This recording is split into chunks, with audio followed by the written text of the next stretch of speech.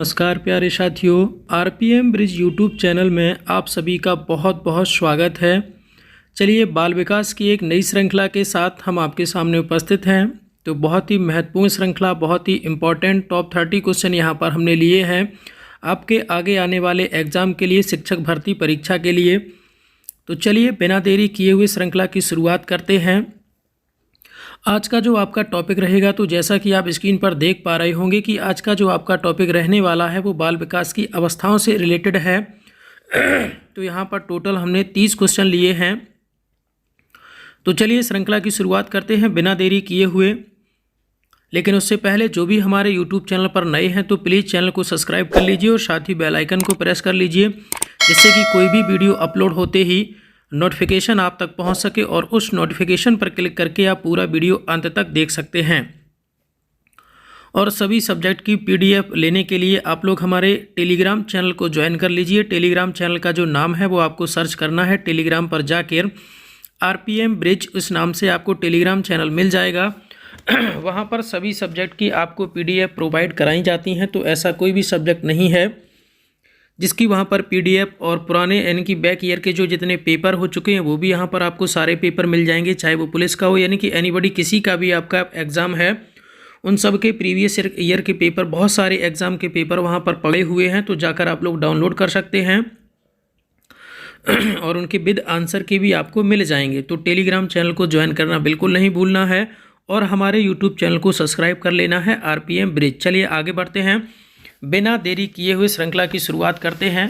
चलिए, सबसे पहली लाइन है कि बाल विकास की अवस्थाओं को 3 भागों में बांटा गया। वो 3 भाग कौन कौन से हैं तो आपको याद रखना है, शैशवावस्था, बाल्यावस्था, किशोरावस्था। चलिए आगे बढ़ते हैं। विकास की अवस्थाओं को 4 भागों में बांटा गया है, शैशवावस्था, बाल्यावस्था, किशोरावस्था और प्रौढ़ावस्था। नेक्स्ट, वाटसन का वर्गीकरण यानी कि वाटसन के अनुसार कौन कौन सी वर्गीकरण है, कौन कौन सी अवस्थाएं हैं, भ्रूण, शिशु, बालक, किशोर, युवक और प्रवृत्त नहीं प्यारे साथियों, यहाँ पर आपका हो जाएगा क्या, यहाँ पर मिसटाइप हो गया, तो यहाँ पर हो जाएगा ये प्रवृत्त नहीं, यहाँ पर हो जाएगा प्यारे साथियों आपका वृद्ध। ये वृद्ध अवस्था है, प्रवृत्त नहीं। चलिए आगे बढ़ते हैं। रॉस के वर्गीकरण यानी कि रॉस के अनुसार कौन कौन सी अवस्था रहनी चाहिए और उन अवस्था का जो कार्यकाल है, जो वर्ष है, वो क्या है। शैशवावस्था 1 से 3 वर्ष तक, आरंभिक बाल्यकाल 3 से 6 वर्ष तक, उत्तर बाल्यकाल 6 से 12 वर्ष तक, किशोरावस्था 12 से 18 वर्ष तक। नेक्स्ट आगे बढ़ते हैं। शैली के अनुसार उन्होंने अपना मत, अलग मत दिया है। उनका मत क्या है तो सुनिए। शैशवावस्था जो है वो 1 वर्ष से 5 वर्ष तक, बाल्यावस्था 5 वर्ष से 12 वर्ष तक, किशोरावस्था 12 वर्ष से 18 वर्ष तक। आगे चलते हैं। अर्नेस्ट जॉन्स का वर्गीकरण यानी कि अर्नेस्ट जॉन्स जो मनोवैज्ञानिक है उनका मत अलग है। उनका मत क्या है तो वो भी सुन लो। शैशव काल जन्म से 5 या 6 वर्ष तक, बाल्यकाल 6 वर्ष से 12 वर्ष तक, किशोरावस्था 12 वर्ष से 18 वर्ष तक और प्रौढ़ावस्था 18 वर्ष के बाद। चलिए नेक्स्ट आगे बढ़ते हैं।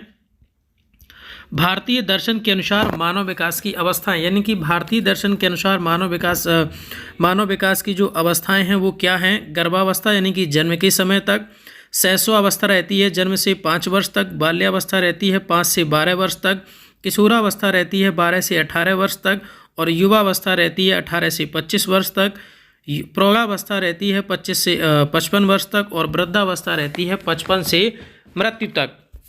तो ये थी कुछ अवस्थाओं के बारे में महत्वपूर्ण जानकारी। इनका आप लोग वीडियो को 2 बार रिपीट कर लीजिए यहाँ तक और स्क्रीनशॉट ले लीजिए, जिससे कि आप लोग एक नज़र इन पर डाल सकें एग्ज़ाम में जाने से पहले। एक क्वेश्चन यहाँ से ज़रूर पूछा जाता है।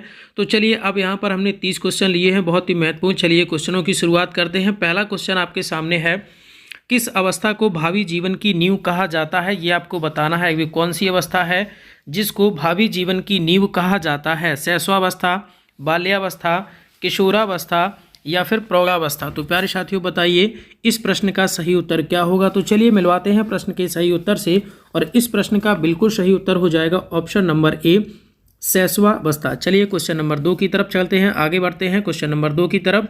जीवन के प्रथम 2 वर्षों में बालक अपने भावी जीवन का शिलान्यास करता है। यह कथन किसका है। स्टैग का, एडलर का, रॉस का या फिर ब्रजेश का। तो प्यारे साथियों ये कथन जो दिया गया है वो आपका दिया गया है किसके, स्टैग के द्वारा। तो क्वेश्चन नंबर सेकंड का राइट आंसर हो जाएगा ऑप्शन नंबर ए। चलिए आगे बढ़ते हैं क्वेश्चन नंबर 3 की तरफ। किसने शैशवावस्था को सीखने का आदर्श काल कहा है? तो आपको बताना है कि वो कौन से मनोवैज्ञानिक हैं जिनके द्वारा शैशवावस्था को सीखने का आदर्श काल माना गया है या फिर कहा गया है। तो वो कहा गया आपका वैलेंटाइन के द्वारा। तो क्वेश्चन नंबर 3 का जो राइट आंसर हो जाएगा प्यारे साथियों वो ऑप्शन नंबर पहला। आगे बढ़ते हैं क्वेश्चन नंबर 4 की तरफ। शैशवावस्था में सीखने की सीमा व तीव्रता विकास की अन्य अवस्था से बहुत अधिक होती है, यह कथन किसके द्वारा दिया गया? रूसो के द्वारा, गैसल के द्वारा, या फिर वॉटसन के द्वारा, या फिर सिगमंड फ्राइड के द्वारा। तो क्वेश्चन नंबर 4 का प्यारे साथियों राइट आंसर हो जाएगा आपका वॉटसन। तो क्वेश्चन नंबर 4 के लिए राइट आंसर हो जाएगा ऑप्शन नंबर सी। चलिए आगे बढ़ते हैं क्वेश्चन नंबर 5 की तरफ। किस अवस्था को जीवन का अनोखा काल कहा जाता है? तो आपको बताना है कि वो कौन सी अवस्था है जिसको जीवन का अनोखा काल कहा जाता है। तो जो प्यारे साथियों अनोखा काल कहा जाता है वो आपकी काल होता है कौन सा? बाल्यावस्था। तो क्वेश्चन नंबर 5 के लिए राइट आंसर रहने वाला है ऑप्शन नंबर दूसरा। नेक्स्ट आगे बढ़ते हैं। प्रारंभिक विद्यालय की आयु किस अवस्था को कहा जाता है? ये आपको बताना है कि वो कौन सी अवस्था है जिसको प्रारंभिक विद्यालय की अवस्था कहा जाता है। तो प्यारे साथियों उस अवस्था का नाम है आपका बाल्यावस्था। तो क्वेश्चन नंबर 6 के लिए राइट आंसर हो जाएगा ऑप्शन नंबर दूसरा। नेक्स्ट आगे बढ़ते हैं क्वेश्चन नंबर 7 की तरफ। अंग्रेजी भाषा के एडोलसेंस शब्द का हिंदी में अर्थ है। एडोलसेंस शब्द का हिंदी में अर्थ क्या है? तो प्यारे साथियों एडोलसेंस का मतलब होता है किशोरा अवस्था। तो क्वेश्चन नंबर 7 के लिए राइट आंसर जो होगा वो आपका ऑप्शन नंबर सी। नेक्स्ट आगे बढ़ते हैं 8 की तरफ। तनाव एवं संघर्ष या तनाव एवं तूफान की अवस्था कहलाती है, क्या कहलाती है? शैशवावस्था, बाल्यावस्था, किशोरावस्था, या फिर प्रौढ़ावस्था। तो प्यारे साथियों वो आपकी कहलाती है क्या? किशोरावस्था। तो प्यारे साथियों ऑप्शन नंबर सी इस प्रश्न का बिल्कुल सही उत्तर हो जाएगा प्यारे साथियों ऑप्शन नंबर सी। चलिए आगे बढ़ते हैं क्वेश्चन नंबर 9 की तरफ।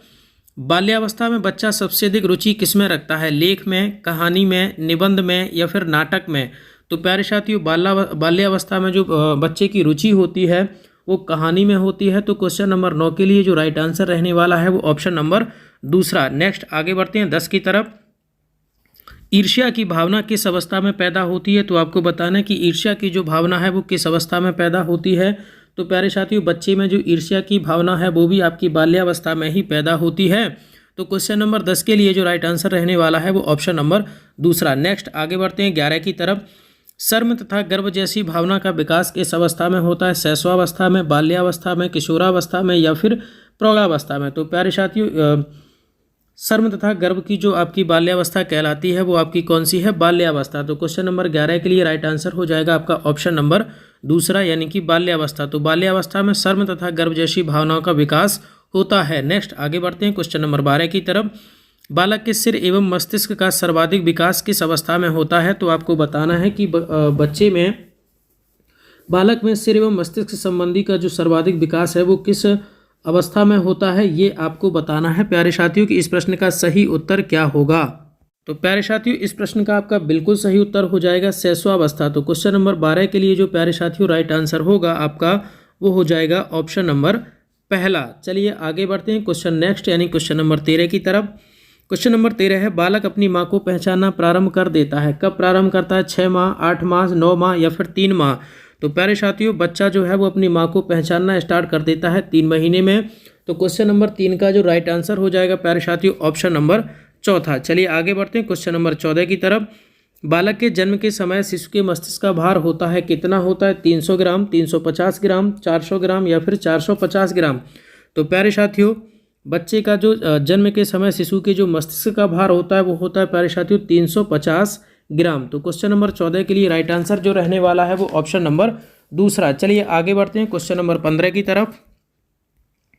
शिशु कल्पना का नायक है अतः उसका भली प्रकार निर्देशन अपेक्षित है, यह कथन किसके द्वारा दिया गया? रॉस के द्वारा, एडलर के द्वारा, गैसल के द्वारा, या फिर स्टैग के द्वारा। तो प्यारे साथियों ये कथन जो बोला गया है वो आपका रॉस के द्वारा बोला गया है।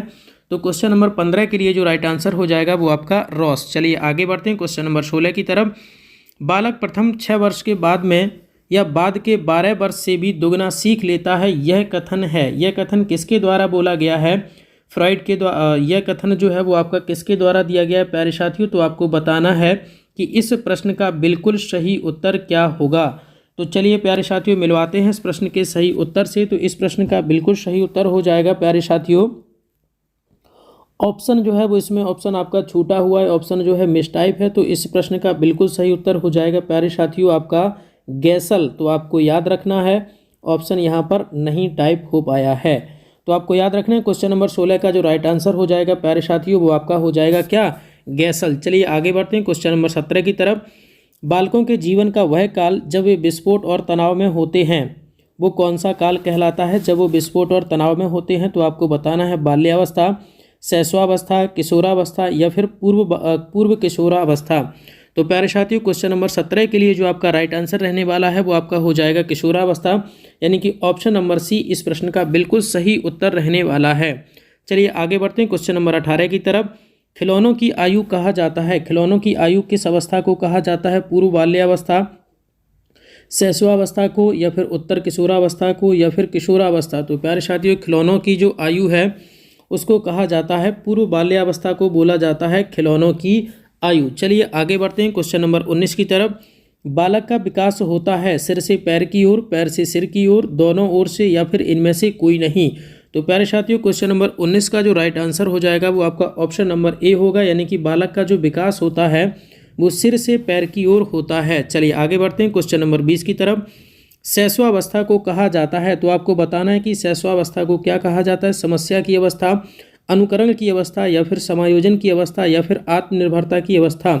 तो प्यारे साथियों शैशवावस्था को बोला जाता है अनुकरण की अवस्था।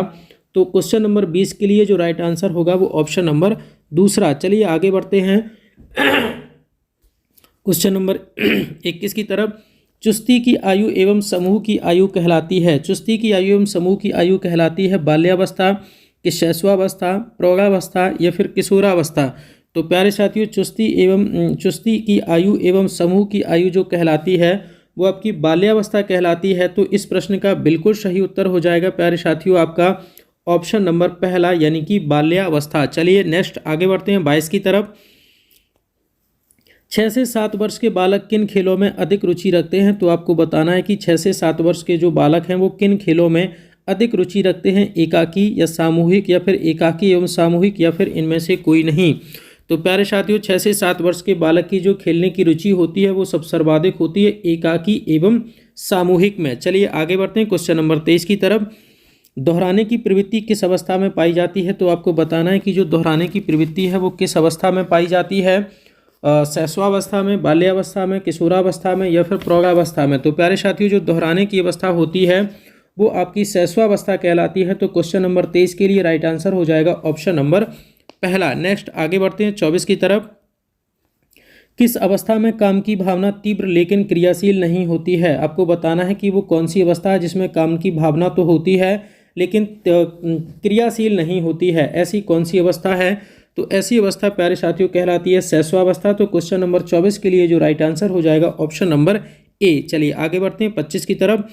इस अवस्था में बालकों में नई खोज करने की तथा घूमने की प्रवृत्ति बहुत अधिक बढ़ जाती है, कौन सी अवस्था में? तो वो बढ़ जाती है प्यारे साथियों आपकी उत्तर बाल्यावस्था में ऐसा होता है।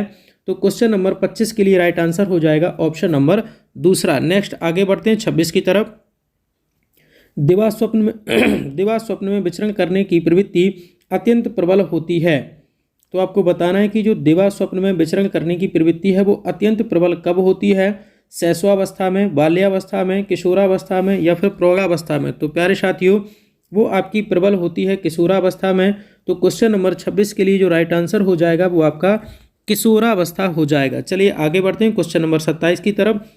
स्फूर्ति अवस्था कहलाती है, स्फूर्ति अवस्था किसको कहा जाता है? शैशवावस्था को, किशोरावस्था को, प्रौढ़ावस्था को या फिर बाल्यावस्था को। प्यारे साथियों स्फूर्ति अवस्था आपकी कहलाती है बाल्यावस्था, यानी कि ऑप्शन नंबर दूसरा इस प्रश्न का बिल्कुल सही उत्तर रहने वाला है। चलिए आगे बढ़ते हैं क्वेश्चन नंबर नेक्स्ट क्वेश्चन। अगला क्वेश्चन है छोटे शिशु खिलौनों तथा अन्य वस्तुओं को फेंक कर उसके भागों को अलग अलग करके किस भाव को दर्शाते हैं? ये आपको बताना है कि उनका जो भाव है वो क्या है।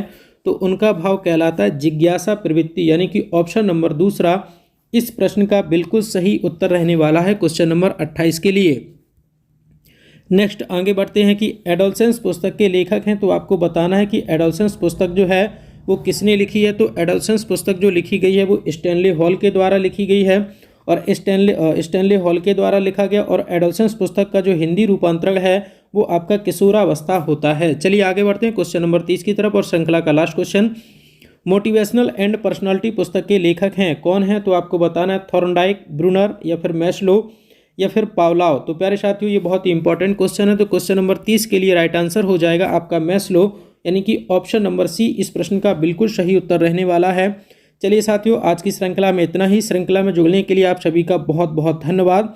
जो भी हमारे यूट्यूब चैनल पर नए हैं तो प्लीज़ चैनल को सब्सक्राइब कर लीजिए और साथ ही बेल आइकन को प्रेस कर लीजिए, जिससे कि कोई भी वीडियो अपलोड होते ही नोटिफिकेशन पहुंच सके सबसे पहले आप तक, और उस नोटिफिकेशन पर क्लिक करके आप पूरा वीडियो अंत तक देख सकते हैं। तो श्रृंखला में जुड़ने के लिए आप सभी का बहुत बहुत धन्यवाद। हमारे यूट्यूब चैनल RPM ब्रिज में आप सभी का बहुत बहुत स्वागत है। धन्यवाद।